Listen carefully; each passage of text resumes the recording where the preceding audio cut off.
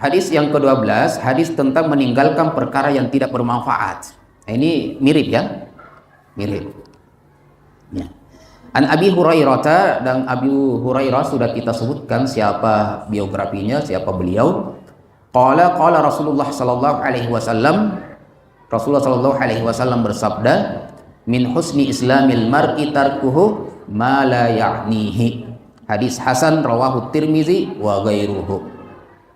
Ya. Rasulullah sallallahu alaihi wasallam bersabda, min husni islamil mar'i, dari kebaikan Islam seseorang. Ya, kebaikan Islam seseorang adalah meninggalkan ma la ya'nihi, perkara-perkara yang tidak penting baginya, tidak bermanfaat. Ma la yahummuhu, hal-hal yang tidak bermanfaat. Jadi yang bermanfaat saja Bapak Ibu sekalian. Minal aqwali wal af'al, baik itu dari ucapan-ucapan kita maupun dari perbuatan-perbuatan kita. Nggak usah banyak perbuatan yang tidak bermanfaat. Karena perkara yang sia-sia, terkadang kalaupun itu tidak mendapatkan pahala, kita bisa jatuh dalam dosa. Kita bisa jatuh dalam dosa. Ya. Imam An-Nawawi rahimahullah ta'ala mengatakan, ma la yahummuhu min amri din wad dunya. Ini masuk dalam perkara agama dan perkara dunia. Minal af'ali wal aqwal, dari perbuatan maupun dari ucapan-ucapan. Ya. Maka mafhumul mukhalafah dari hadis ini bisa kita katakan, min musii islamil mar'i man la yatruku ma la ya'nihi.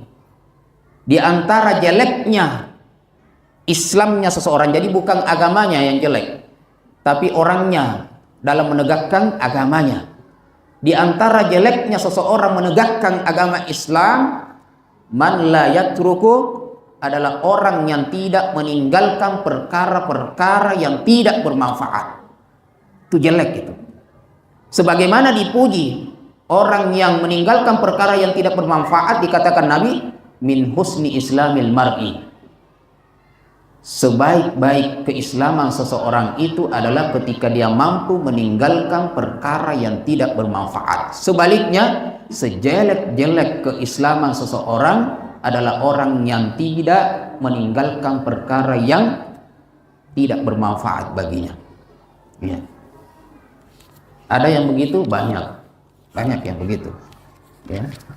Lebih senang melakukan hal-hal yang tidak bermanfaat, sampai biasanya waktu sholat pun lewat, hanya melakukan perkara sia-sia. Ada yang main catur sampai melewati waktu sholat asar, ada yang badminton sampai melewati sholat. Kan banyak yang begitu. Itu termasuk perkara yang sia-sia atau bukan? Sia-sia sampai melalaikan ibadahnya kepada Allah Subhanahu wa ta'ala. Nah, ini bisa jatuh dalam dosa atau tidak? Bisa jatuh dalam dosa. Siapa yang mengatakan orang main badminton itu berdosa? Tidak. Tetapi ketika sampai melalaikan ibadahnya kepada Allah, maka menjadi dosa. Nah, ini perkara, makanya saya katakan perkara sia-sia mungkin ada yang tidak sampai kita mendapatkan pahala, capek tapi tidak ada pahalanya. Tapi ada yang justru kita jatuh dalam dosa dengan melakukannya.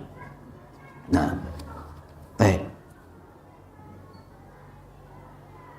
Kemudian As-Sa'di rahimahullah ta'ala mengatakan, kalimat Rasulullah mengatakan min husni islami, sebaik-baik keislaman, ini masuk dalam Islam wal iman wal ihsan. Sebaik-baik keimanan seseorang, sebaik-baik ihsannya seseorang, yaitu orang yang meninggalkan yang tidak bermanfaat baginya. Kemudian dikatakan min syara'i'id din az-zahira wal batinah, dari perkara syariat agama Allah Subhanahu wa taala yang nampak maupun yang tidak nampak. Yang nampak apa yang nampak? Yang nampak seperti tadi. Ada juga yang tidak nampak, memikirkan hal-hal yang tidak seharusnya dipikirkan. Ini tidak bermanfaat. Dan pikiran juga Bapak Ibu sekalian, itu bisa orang berdosa dengan pikirannya. Memikirkan hal-hal yang haram, Ya, membuat rencana-rencana lewat pikirannya. Orang kalau melakukan kan lewat rencana dulu. Rencana ini di mana diputar, diolah di mana? Di pikirannya. Sambil diam-diam dia memikirkan rencana-rencana yang tidak baik. Ini melakukan, makanya As-Sa'di rahimahullah ta'ala mengatakan min syara'i'id-din az-zahira wal batinah, yang nampak maupun yang tidak nampak, yang masih dalam pikirannya. Makanya banyak yang harus dibenahi Bapak Ibu sekalian dalam diri kita ini. Banyak sekali. Nah itu kita tidak mau belajar. Sedangkan belajar saja. Orang Bapak Ibu sekalian, semakin kita belajar, kita akan semakin menemukan kekurangan kita. Dan semakin kita menemukan kekurangan kita, kita akan semakin tawaduk dan tahu diri. Semakin kita belajar, semakin kita menemukan bahwa kita ini memang makhluk yang hina. Yang ternyata setiap hari banyak dosa yang dikerjakan. Apakah Bapak Ibu sekalian sudah menemukan seperti itu? Setiap hari mungkin banyak dosa yang kita lakukan. Kalau kita membaca hadis ini banyak dosa. Karena diam saja memikirkan hal-hal yang aneh-aneh saja, kita bisa jatuh dalam dosa. Apalagi sampai melakukannya. Apalagi sampai melakukannya. Baik Bapak Ibu sekalian. Nah kemudian maka masuk dalam iman dan ihsan sebagaimana yang kita sebutkan sebelumnya. Ketika yang disebutkan Islam saja dalam satu nas, maka iman masuk. Ketika dalam satu nas yang disebutkan hanya iman, maka Islam masuk. Maka ketika Nabi mengatakan min husni islamil mar'i, itu juga masuk min husni imanil mar'i, dari kebaikan keimanan seseorang atau sebaik-baik keimanan seseorang. Olehnya itu beliau mengatakan orang baik itu juga bertingkat, dan muslim itu juga ada yang baik, ada yang buruk. Ya. Faman qama bil islami zahiran wa batinan fa huwal muhsin. Siapakah yang disebut dengan muhsin? Adalah orang-orang yang menegakkan syariat Islam secara zahir dan batin, lahiriah dan batiniyah.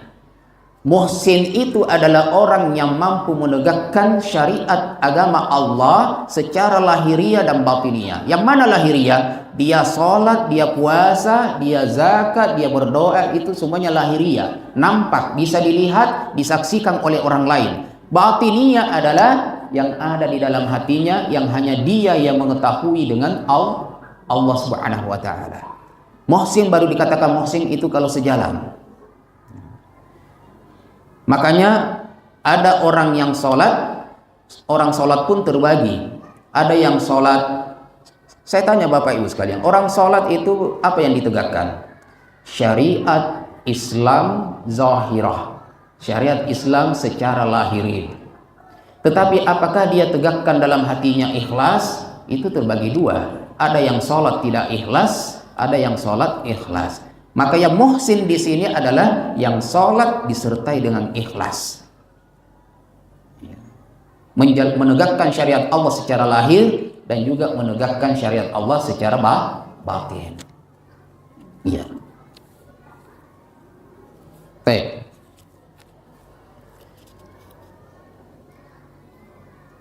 Nah, kemudian Syekh Ibnu Utsaimin rahimahullah taala mengatakan ma yustafadu min hadzal hadis annal Islam yatafawut, bahwa keislaman seseorang itu bertingkat-tingkat.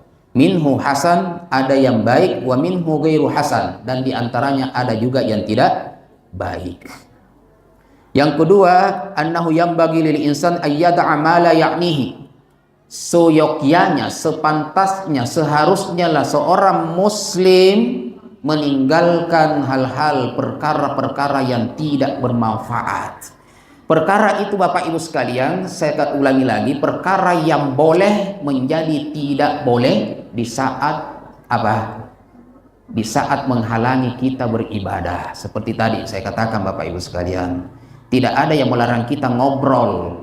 Silahkan kita bercanda, ngobrol. Tapi kalau waktu sholat nih, tinggalkan dulu ngobrol Bapak Ibu sekalian.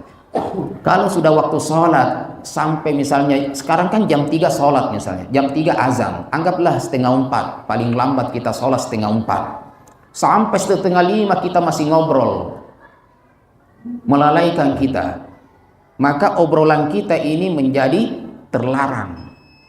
Terlarangnya kapan?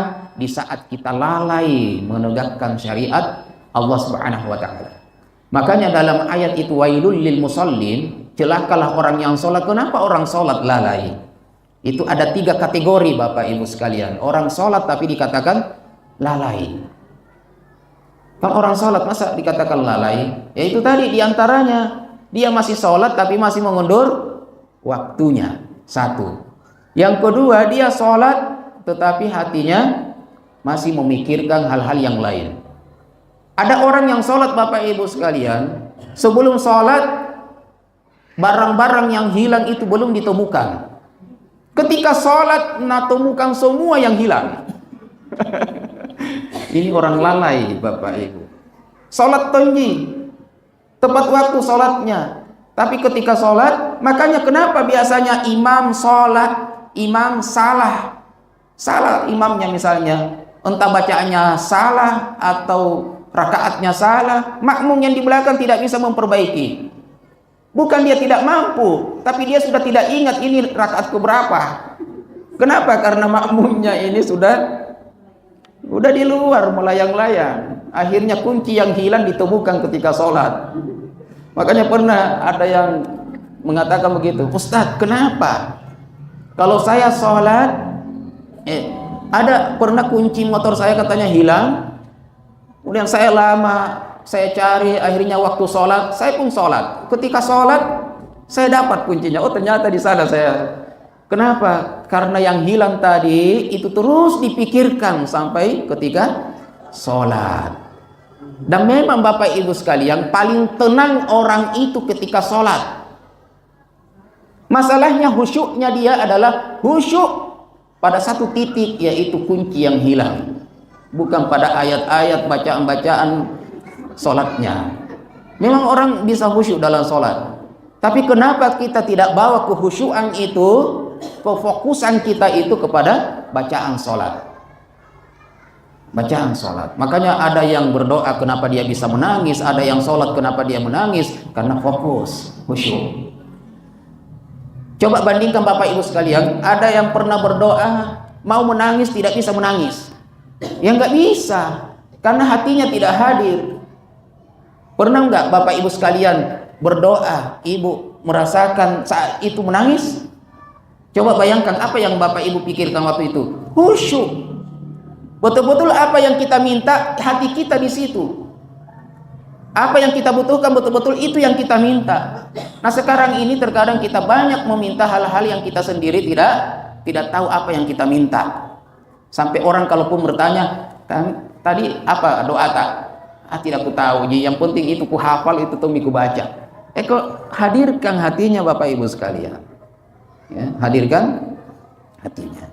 Baik Bapak Ibu sekalian, kita selesaikan hadis yang satu ini. Ya. Jadi itu ya. Mungkin ada yang mau bertanya Bapak Ibu sekalian?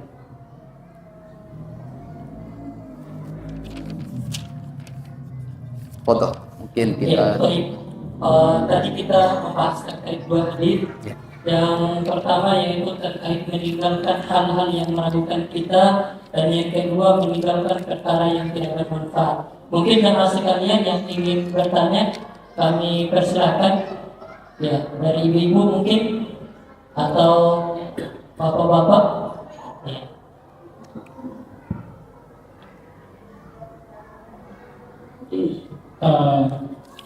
Bismillah, Assalamualaikum warahmatullahi wabarakatuh. Assalamualaikum. Saya sedikit bertanya Ustaz mengenai meninggalkan apa yang meragukan. Terkadang Ustaz, di kita sendiri ragu, misalnya di banyak hal misalnya. Ini terutama saat khutbah Jumat Ustaz. Iya. Walaupun memang ulama berbeda pendapat tentang apakah tidur itu membatalkan sholat, dapat wudhu atau segala macamnya. Iya. Cuma terkadang kalau kita memilih bahwa tidur itu membatalkan wudhu, terkadang kita tertidur nih sebenarnya sampai ngorok nih sebenarnya, cuma kita merasa belum tidur. Ini bagaimana menyikapinya? Yang pertama. Yang kedua adalah bagaimana kalau kita sedang ada di daerah yang mayoritas non muslim, Ustaz. Ketika misalnya kita mau makan, kadang kita ragu apakah ini disembelih atas nama Allah atau seperti apa, karena faktor daerahnya, Ustaz. Iya. Itu mungkin, Ustaz. Bagaimana menyikapinya? Baik. Bisa berpasangan. Baik. Yang pertama, ya.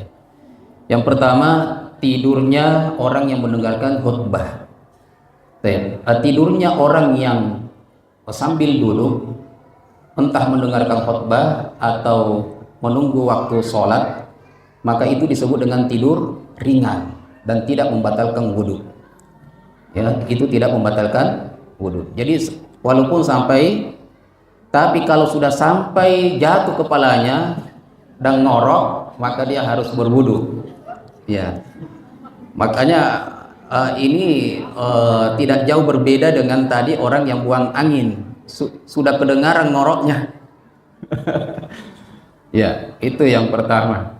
Jadi ada namanya tidur ringan, itu tidak membatalkan wudhu. Ya.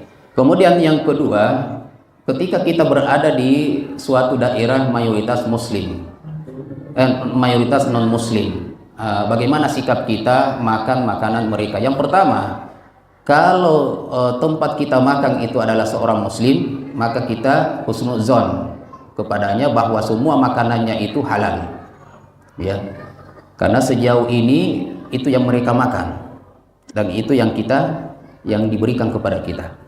Yang kedua, kalau kita makan di rumahnya non muslim, maka kita pilih makanan yang kira-kira bukan daging yang sembelihan. Contohnya, kalau ada ikan, pilih ikan. Ya, kalau ada kambing, tidak usah dimakan kambingnya. Karena tetap kita akan ragu di situ. Tinggalkan yang meragukan. Seorang non-muslim itu tidak akan memilah daging-daging yang dibacakan basmalah atau tidak. Dia mungkin beli di tempat pemotongan muslim, yang pada saat itu ternyata daging yang dia makan adalah dibacakan basmalah.